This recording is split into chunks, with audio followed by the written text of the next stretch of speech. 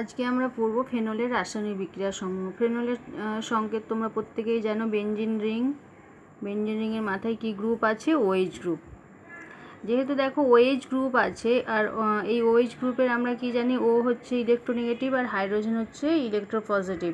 মানে এই বন্ডের ইলেকট্রনকে কি করবে? অক্সিজেনটা নিয়ে নেবে হাইড্রোজেনের তুলনায়। তার মানে এটা ডেল্টা মাইনাস হয়ে থাকবে, এটা ডেল্টা প্লাস হয়ে থাকবে, অর্থাৎ ধ্রুবীয় OH বন্ডটা। ধ্রুবীয় হওয়ার জন্য কি হচ্ছে না, H প্লাস আমরা পেতে পারি এই ফেনল থেকে।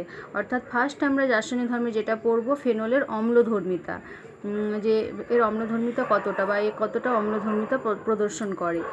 আর যেহেতু এই ফেনলের OH গ্রুপটা ডেল্টা পজিটিভ চার্জযুক্ত হয়ে থাকে, এটা কিন্তু সহজেই যে কোনো সক্রিয় ধাতুর সঙ্গে, যেমন পটাশিয়াম, সোডিয়াম জানো খুবই সক্রিয়, পড়েছো তোমরা, তার সাথে কিন্তু সহজেই বিক্রিয়া করে এবং বিক্রিয়া মানে H প্লাস হয়ে বেরিয়ে যায়। এখানে কে চলে আসে? ধাতু, মানে ফেনক্সাইড আয়ন, ফেনক্সাইড লবণ তৈরি করে। যেমন ধরো সোডিয়ামের সাথে বিক্রিয়া, যদি সক্রিয় ধাতু সোডিয়ামের সাথে বিক্রিয়া করে, তাহলে বিক্রিয়া করে দেখো ফেনলের হাইড্রোজেনটা বেরিয়ে যাবে, O-Na+, সোডিয়াম ফেনক্সাইড তৈরি হলো, আর হাইড্রোজেন মানে Hটা যেটা বেরোবে সেটা হাইড্রোজেন গ্যাস হয়ে বেরিয়ে গেল। এই ধরনের সক্রিয় ধাতুর সাথে বিক্রিয়া করে। এটা হচ্ছে সোডিয়াম ফেনক্সাইড। এটা তোমরা আগেও পড়েছো ফেনল প্রস্তুতিতে, যে এই সোডিয়াম ফেনক্সাইডের মধ্যে আবার অ্যাসিড দিলে কিন্তু ফেনল তৈরি হয়ে যাবে। এটা হচ্ছে সোডিয়াম ফেনক্সাইড, সোডিয়াম ফেনক্সাইড। একই রকমভাবে এই ফেনল কিন্তু ক্ষারের সাথেও বিক্রিয়া করে, এই সোডিয়াম ফেনক্সাইড লবণ তৈরি করে আর জল তৈরি করে, মানে লবণ আর জল তৈরি করছে। আমরা কি জানি কে ক্ষারের সাথে বিক্রিয়া করে? কারণ অ্যাসিড ক্ষারের সাথে বিক্রিয়া করে কি তৈরি করে? লবণ আর জল তৈরি করে। তাহলে এক্ষেত্রেও কিন্তু ফেনল যে অম্লধর্মিতা দেখাচ্ছে সেটা প্রমাণ হয়। আবার ফেনল নিলাম, ফেনলের মধ্যে ক্ষার দাও, সোডিয়াম হাইড্রোক্সাইড, ক্ষার দিলাম, সেক্ষেত্রেও লবণ তৈরি হবে, সোডিয়াম ফেনক্সাইড, আর জল তৈরি হবে, লবণ আর জল তৈরি হলো, O-Na++H2, লবণ আর জল তৈরি হলো।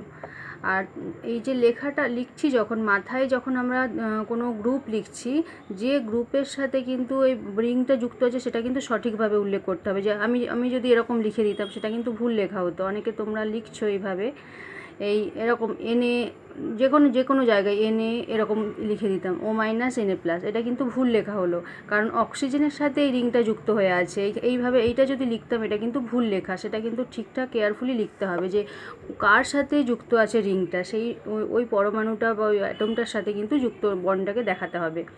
তাহলে এখানেও আমরা দেখলাম কি, ফেনলের অম্লধর্মিতা প্রদর্শন করছে ফেনল, অর্থাৎ ফেনল ক্ষারের সাথে বিক্রিয়া করে লবণ আর জল তৈরি করছে। অর্থাৎ আমরা এখান থেকে, এই পরীক্ষা দুটো থেকে দেখতে পেলাম যে এই রিয়াকশন দুটো থেকে যে ফেনল হচ্ছে অ্যাসিডিক, বা অ্যাসিড ধর্ম আছে ফেনলের। আর আমরা অ্যালকোহলের ক্ষেত্রে পড়েছিলাম অ্যালিফ্যাটিক অ্যালকোহল, যে কোনো মিথানল বা ইথানল, এর অম্লধর্মিতা এতটাই কম যেটা নীল লিটমাসের বর্ণও কিন্তু পরিবর্তন করতে পারে না। এক্ষেত্রে কিন্তু ফেনলের অম্লধর্মিতাও খুবই কম, তা সত্ত্বেও কিন্তু অ্যালকোহলের তুলনায় ফেনলের অম্লধর্মিতা অনেকটা বেশি হয়, এবং এটা কি করতে পারে? নীল লিটমাসের বর্ণ কি করতে পারে? লাল করতে পারে, মানে রঙটাকে চেঞ্জ করতে পারে। নীল লিটমাসের বর্ণ লাল করে দিতে পারে এই ফেনল, কিন্তু যেটা অ্যালকোহলরা পারে না। অর্থাৎ এরকম প্রশ্ন হতে পারে যে অ্যালকোহলের তুলনায় ফেনলের অম্লধর্মিতা বেশি না কম, এটা শর্ট প্রশ্ন পড়তে পারে। এবার কেন ফেনলের অম্লধর্মিতা বেশি অ্যালকোহলের তুলনায়? যেহেতু একই OH গ্রুপ আছে, তা সত্ত্বেও এক্ষেত্রে ফেনলের কেন অম্লধর্মিতা বেশি, অ্যালিফ্যাটিক অ্যালকোহলের কেন অম্লধর্মিতা কম, সেটা এবার আমরা পড়ব। এবার আমরা পড়ছি যে ফেনলের অম্লধর্মিতা বেশি কেন, বা অ্যালকোহলের তুলনায় বেশি কেন। আমরা অ্যাসিড কাকে বলে জানি? যারা জলীয় দ্রবণে কী আয়ন দেয়? H+ আয়ন দেয়। তাহলে আমি ফেনল লিখলাম, বিক্রিয়াটা যদি জলীয় দ্রবণ, জল দেওয়া হয় ফেনলের মধ্যে, তাহলে এটা কি হয়? জলীয় দ্রবণে H+ আয়ন দিয়ে তৈরি হয়ে যাবে কি? O- আয়ন, যেটা মানে হাইড্রোজেন বেরিয়ে যাচ্ছে, O- তৈরি হচ্ছে, প্লাস H3O+, এইটা কিন্তু এই বিক্রিয়াটা ঘটে জলের মধ্যে, মানে সহজেই কিন্তু ফেনল H+ আয়ন দিয়ে দিতে পারে। H3O+ হয়ে যাচ্ছে, অর্থাৎ H+ আয়ন দিচ্ছে। তার মানে এটা অ্যাসিড ধর্ম প্রদর্শন করছে। এবার কেন ফেনল অ্যাসিড ধর্ম প্রদর্শন করছে অ্যালকোহলের তুলনায় অনেকটাই বেশি পরিমাণ, মানে যদি তুলনা করি দুজনের মধ্যে, সেটার কারণটা এবার আমরা পড়ব। প্রথম দুভাবে ব্যাখ্যা করা যায়। আমরা যদি এই OH বন্ধনের ধ্রুবীয়তার মান বাড়তে থাকে, মানে এইটা ডেল্টা মাইনাস আর এটা যদি ডেল্টা প্লাসের মানে পজিটিভ চার্জের পরিমাণ হাইড্রোজেনের মাথায় বাড়তে থাকে, তাহলে সহজেই কিন্তু ফেনলটা কী হবে, মানে OH গ্রুপ থেকে Hটা কিন্তু বেরিয়ে যাবে, H+ হিসেবে সহজেই বেরিয়ে যেতে পারবে। এবার কী করে যদি এইটা কিভাবে করা যেতে পারে সেইটা আমরা আবার দেখব। দেখো ফেনল নিলাম আমরা, ফেনলের OH গ্রুপের মাথায় কি আছে, লোন পেয়ার আছে। এটা এই লোন পেয়ার থাকার কারণে এটা কি করবে, রেজোনেন্সে অংশগ্রহণ করবে। যেহেতু বেনজিন রিং কী করে, রেজোনেন্সে অংশগ্রহণ করে, তাহলে এখানে যে বেনজিন ওয়ের মাথায় যে লোন পেয়ার আছে নিঃসঙ্গ ইলেকট্রন জোড়, সেটা কিন্তু রিংয়ের এখানে আসবে। এর ফলে কি হবে, একটা রেজোনেন্স ঘটবে, মানে অক্সিজেনের ও থেকে লোন পেয়ারটা রিংয়ের মধ্যে যাচ্ছে, এবং একটা রেজোনেন্সের ফলে দেখো কি ঘটবে, এখানে বন্ধ আছে, এটা এখানে এলো, এইটা কি হচ্ছে, এখানে চলে এলো এই বন্ধনটা। রেজোনেটিং স্ট্রাকচারগুলো দেখো কেমন হবে, তাহলে এখানে ডবল বন্ড OH। দেখো রেজোনেন্সের ফলে অক্সিজেনটা পজিটিভ চার্জযুক্ত হয়ে গেছে। অক্সিজেন তো এমনি তড়িৎ ঋণাত্মক ইলেকট্রনকে নিতে চায়, আবার পজিটিভ চার্জ হয়ে গেছে মানে খুব যত এই বন্ডের প্রায় সমস্ত ইলেকট্রনকে কি নিজের দিকে টেনে নেবে, এবং এটা খুব সহজেই এই বন্ধনটা দুর্বল হয়ে যাবে এবং H+ হিসেবে বেরিয়ে যাবে। এবার কটা রেজোনেটিং স্ট্রাকচার হয় আমরা এবার দেখে নিই। তাহলে এখানে কিন্তু ইলেকট্রনরা, এই বন্ডটা এখানে চলে এসেছে, এটা কি হয়ে গেছে, মাইনাস হয়ে গেছে। একই রকমভাবে আরও একটা রেজোনেটিং স্ট্রাকচার হবে, দেখো এইটা এখানে নেমে আসবে, এইটা এইভাবে হবে, ডবল বন্ড OH+ যেমন ছিল থাকলো, এইটা এখানে হবে না, এই বন্ধনটা এখানে হলো, আর এই দুটো ইলেকট্রন যেটা এখানে এলো। আরও একটা রেজোনেটিং স্ট্রাকচার হবে, এইটা এখানে যাবে, আর এই বন্ধনটা এখানে চার্জ হিসেবে থাকবে, ডবল বন্ড OH+, এটা মাইনাস হলো, এটা এখানে হলো, এইভাবে হলো। তারপরে পরের আরেকটা যদি রেজোনেটিং স্ট্রাকচার নিয়ে দেখো, এটা এখানে আসবে, আবার আগের অবস্থাতে ফিরে এলো।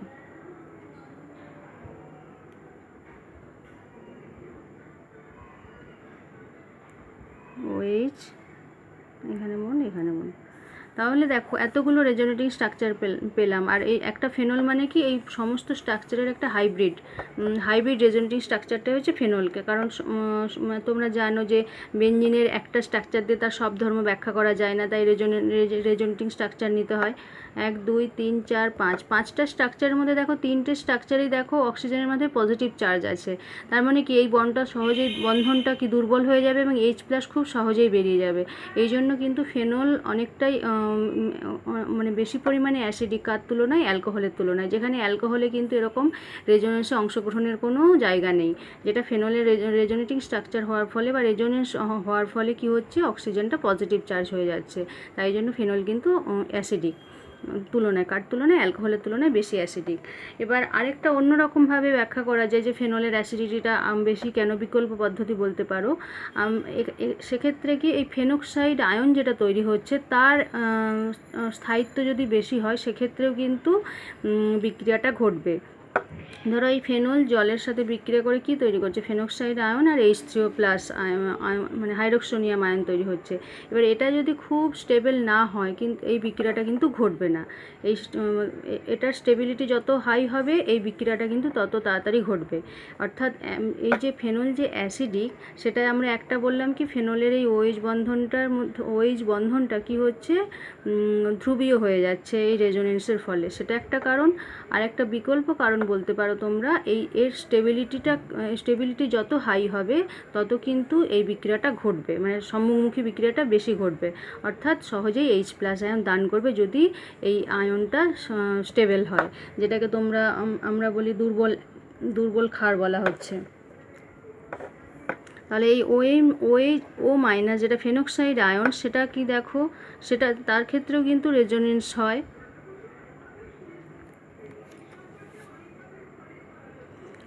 এক্ষেত্রেও দেখো অক্সিজেনের মাথায় কি হচ্ছে, মাইনাস চার্জ আছে, সে কী করবে, রেজোনেন্স অংশগ্রহণ করবে এবং সেক্ষেত্রেও কিন্তু অনেকগুলো রেজোনেটিং স্ট্রাকচার হবে এবং ফেনক্সাইড আয়নটা কী হবে, রেজোনেন্সের ফলে অনেকটা স্টেবল হবে তুলনায় যেখানে অ্যালকোহলের ক্ষেত্রে যেটা আয়নটা তৈরি হবে তার তুলনায় কিন্তু এই ফেনক্সাইড আয়নটা অনেক বেশি স্টেবল। দেখো এখানে ডবল বন্ড ও, এখানে মাইনাস হলো, একই রকমভাবে রেজোনেন্স অংশগ্রহণ করে এখানটা এখানে এলো, এটা এখানে এলো। যত রেজোনেটিং স্ট্রাকচার তৈরি হবে তত কিন্তু তার স্টেবিলিটি তত বাড়বে। এটা এখানে এলো, এইভাবে দেখো রেজোনেন্স অংশগ্রহণ করছে ডবল বন্ড ও, এটা এখানে গেল, এটা এখানে চলে এলো, এটা হচ্ছে মাইনাস হয়ে গেল। তাহলে দেখো এতগুলো রেজোনেটিং স্ট্রাকচার হলো। আরেকটা স্ট্রাকচারও করতে পারে যেটা আগের অবস্থায় ফিরে আসবে, এটা এখানে গেল, এটা ওপরে গেল, তাহলে এটা হচ্ছে ও মাইনাস। তাহলে দেখো ফেনক্সাইড আয়নটা এতগুলো রেজোনেটিং স্ট্রাকচার বা রেজোনেন্স হাইব্রিড হওয়ার ফলে কি হচ্ছে, অনেকটা বেশি স্টেবিলিটি লাভ করছে। অর্থাৎ মাইনাসটা একটা অক্সিজেন পরমাণুর মধ্যে না থেকে চারিদিকে ডিলোকালাইজড হয়ে গেল, ছড়িয়ে পড়লো, তার মানে কি স্টেবিলিটি লাভ করলো মাইনাস চার্জটা। তাহলে এই বিক্রিয়াটা কিন্তু সহজেই ঘটবে, মানে সম্মুখমুখী বিক্রিয়া, যেখানে ফেনল একটা H+ আয়ন ত্যাগ করছে জলের মধ্যে এবং নিজে ফেনক্সাইড আয়ন উৎপন্ন করছে। এই ফেনক্সাইড আয়নটা কিন্তু স্টেবল হওয়ার জন্য এই বিক্রিয়াটা কিন্তু তাড়াতাড়ি ঘটবে বা মানে স্বতঃস্ফূর্তভাবে ঘটবে। তাই তার জন্য বলা যেতে পারে যে ফেনল অ্যাসিডিক, কার তুলনায়, অ্যালকোহলের তুলনায়। যেখানে অ্যালকোহলে কিন্তু যে অ্যানায়নটা তৈরি হচ্ছে সেটা কিন্তু এইভাবে রেজোনেন্সের মাধ্যমে স্টেবিলিটি লাভ করে না। তাহলে এই দুটো কারণের জন্য ফেনল অ্যালকোহলের তুলনায় বেশি অ্যাসিডিক, এইভাবে তোমরা ব্যাখ্যা করতে পারো। তাহলে এখন আমরা আগে যেটা পড়লাম, আমরা ফেনলের অম্লধর্মিতা পড়লাম, সেখানে কোনো প্রতিস্থাপক নেই, মানে ফেনলের অর্থ প্যারা বা মেটা পজিশনে কোনো অন্য কোনো গ্রুপ যুক্ত নেই। কিন্তু ফেনল যে OH গ্রুপ শুধুমাত্র বেঞ্জিন রিংয়ের মাথায় আছে। ফেনলের যদি অর্থ প্যারা বা মেটা পজিশনে যদি কোনো প্রতিস্থাপক থাকে তার উপরেও কিন্তু ফেনলের অম্লধর্মিতা নির্ভর করে। আমরা দু ধরনের জানি গ্রুপ হয়, একটা হচ্ছে ইলেকট্রন উইথড্রয়িং, মানে ইলেকট্রন রিং থেকে ইলেকট্রনকে নিজের দিকে নিয়ে নেবে, যার কি এফেক্ট আছে আমরা বলি -R এফেক্ট, মানে রিংয়ের ইলেকট্রনের যে ডেনসিটি আছে সেটাকে নিজের দিকে নিয়ে নেবে। সেরকম গ্রুপ কারা, NO2 গ্রুপ বা CN গ্রুপ, এরা কি করে, রিংয়ের ইলেকট্রনকে নিজের দিকে নিয়ে নেয়। ইলেকট্রন উইথড্রয়িং গ্রুপ বলা হচ্ছে, মানে ইলেকট্রনকে নিয়ে নেবে, মানে ইলেকট্রন আকর্ষী গ্রুপ। এরা এই রকম গ্রুপ যদি ফেনলের মধ্যে যুক্ত থাকে বা অর্থ মেটা বা প্যারা পজিশনে যুক্ত থাকে, সেক্ষেত্রে কিন্তু এই যে পোলারিটি, OH বন্ডের পোলারিটি কিন্তু আরও বৃদ্ধি পাবে। নর্মালি তো রেজোনেন্সের ফলে পোলারিটি একটা তৈরি হচ্ছেই, কিন্তু যদি রিংয়ের মধ্যে ইলেকট্রন উইথড্রয়িং গ্রুপ যুক্ত থাকে, NO2 গ্রুপ, CN গ্রুপ, হ্যালোজেনও হতে পারে, হ্যালোজেনের -I এফেক্ট আছে, এদের -I এফেক্ট আছে কিন্তু +R এফেক্ট আছে। এইসব গ্রুপ যদি যুক্ত থাকে যারা ইলেকট্রনকে আকর্ষণ করে, নিজের দিকে টেনে নেয়, ধরো এখানে NO2 গ্রুপ আছে, তাহলে এই প্যারানাইট্রোফেনলটা কিন্তু ফেনলের তুলনায় অধিক অ্যাসিডিক হবে, কারণ কী করবে, ইলেকট্রনকে নিজের দিকে নিয়ে নিচ্ছে এবং এই বন্ডটাকে আরও ধ্রুবীয় করে দিচ্ছে এবং সহজেই H+ কিন্তু বেরিয়ে যাবে এক্ষেত্রে। এবং উল্টোটা ঘটবে যখন কি ইলেকট্রন ডোনেটিং গ্রুপ থাকবে, যদি বেঞ্জিন রিং, এক্ষেত্রে কী হচ্ছে, অ্যাসিড ধর্মিতা বাড়ছে যখন এই গ্রুপগুলো যুক্ত আছে প্রতিস্থাপক হিসেবে রিংয়ের মধ্যে। যদি বেঞ্জিন রিংয়ের মধ্যে এই ইলেকট্রন উইথড্রয়িং গ্রুপ না থেকে ইলেকট্রন ডোনেটিং গ্রুপ থাকে, ইলেকট্রন ডোনেটিং গ্রুপ কোন গ্রুপগুলো দেখো, NH2, মানে যার লোন পেয়ার আছে মাথায়, বা OH, মানে আরও OH এক্সট্রা OH যদি যুক্ত থাকে, বা OR,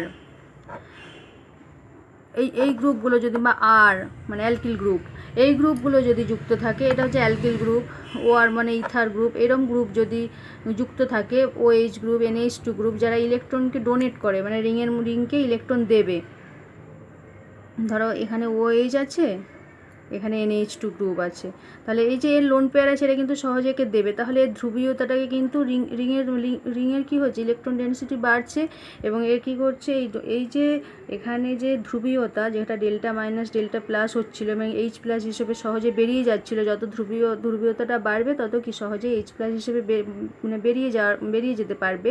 সেক্ষেত্রে যখন ইলেকট্রন ডোনেটিং গ্রুপ থাকবে সেক্ষেত্রে এই ঘটনাটা কিন্তু ঘটবে না। এর ফলে কি হচ্ছে, অ্যাসিডিটিটা কিন্তু কমে যাবে, হ্রাস পাবে।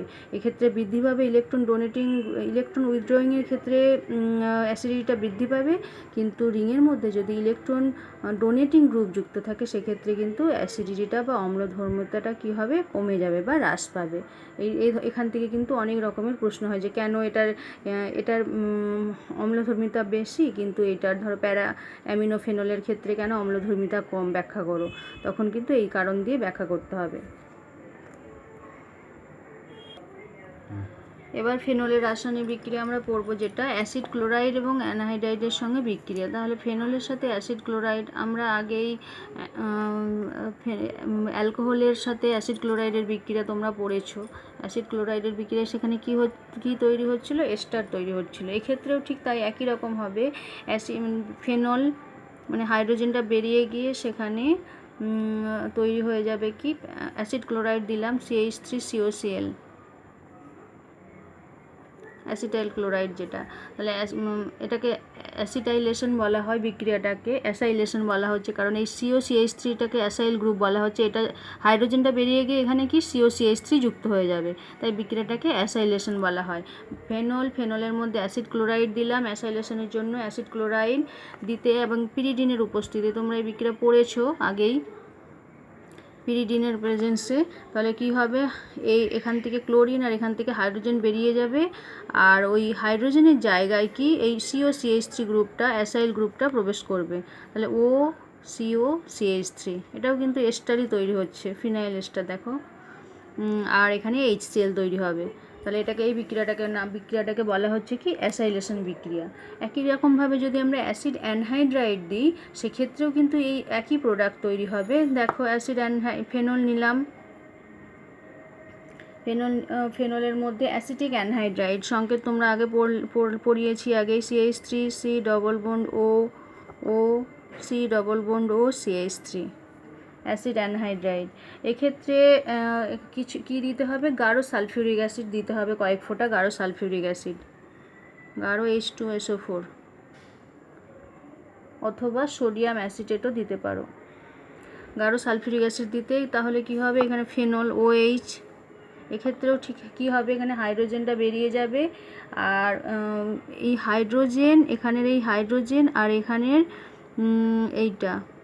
এইটা পুরো CH3COOH, মানে এটা অ্যাসিটিক অ্যাসিড হিসেবে বেরিয়ে যাবে। এইটা নিয়ে এইভাবে তোমরা ভাবতে পারো যে এইটা পুরো বেরিয়ে যাবে, আর এখানে এই হাইড্রোজেনের বদলে এই জায়গায় কে চলে আসবে, COCH3 গ্রুপ। এখানেও অ্যাসাইল গ্রুপই আসছে, এইচটা বেরিয়ে গিয়ে এখানে শুধু রিয়েজেন্টটা চেঞ্জ করা হয়েছে, অ্যাসিড অ্যানহাইড্রাইড নেওয়া হয়েছে, অ্যাসিটিক অ্যানহাইড্রাইড নেওয়া হয়েছে গাঢ় সালফিউরিক অ্যাসিডের প্রেজেন্সে। তাহলে যে যৌগটা তৈরি হবে দেখো, ফেনলের O, হাইড্রোজেনটা বেরিয়ে গিয়ে সেখানে কে চলে আসছে, COCH3 গ্রুপ চলে আসছে, আর তৈরি হচ্ছে অ্যাসিটিক অ্যাসিড CH3COOH। তাহলে এই বিক্রিয়াটা হচ্ছে অ্যাসিড ক্লোরাইড আর অ্যানহাইড্রাইডের সঙ্গে বিক্রিয়া। এবার এই একই বিক্রিয়া তোমরা পড়েছো, এখানে এবার যদি এই CH3COCl এর বদলে বা মানে এখানে আমরা অ্যাসিটাইল ক্লোরাইড নিয়েছি, মানে এটা হচ্ছে অ্যালিফেটিক যৌগ। এবার যদি এরম যৌগ নিই তাহলে তোমাদের যদি এরম প্রশ্ন হয়, ফেনলের মধ্যে C6H5COCl বেনজাইল ক্লোরাইড নেওয়া হলো, তাহলে কি তৈরি হবে, পিরিডিন দেওয়া হলো, এখানে যদি NaOH আর জল দেওয়া হলো, ক্ষারের উপস্থিতিতে বিক্রিয়াটা ঘটে, এটা CH3COCl। একই রকম বিক্রিয়া ঘটবে, এখানে শুধু অ্যাসিড ক্লোরাইডের বদলে বেনজাইল ক্লোরাইড নেওয়া হয়েছে C6H5COCl। সেক্ষেত্রেও কিন্তু এখানে কি হাইড্রোজেন বেরিয়ে গিয়ে সেখানে যুক্ত হবে কি, COCH3 গ্রুপ যুক্ত হবে, আর NaCl উৎপন্ন হবে। তাহলে যৌগটা কি তৈরি হবে, এক্ষেত্রে এরকম যদি প্রশ্ন দেওয়া হয় A+B কি উৎপন্ন হবে, তাহলে এখানেও কিন্তু একই প্রোডাক্ট উৎপন্ন হবে, OCO C6H5, এইটা তৈরি হবে, আর তৈরি হবে HCl।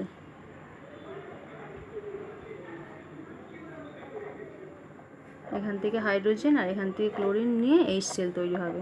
তাহলে এইভাবে আমরা অ্যাসিড ক্লোরাইড বা অ্যানহাইড্রাইডের সঙ্গে অ্যাসাইলেশন বা আর যখন বেনজিন যুক্ত হয় তখন এটাকে বেনজাইলেশন বলা হয়, এভাবে আমরা করতে পারি ফেনলে।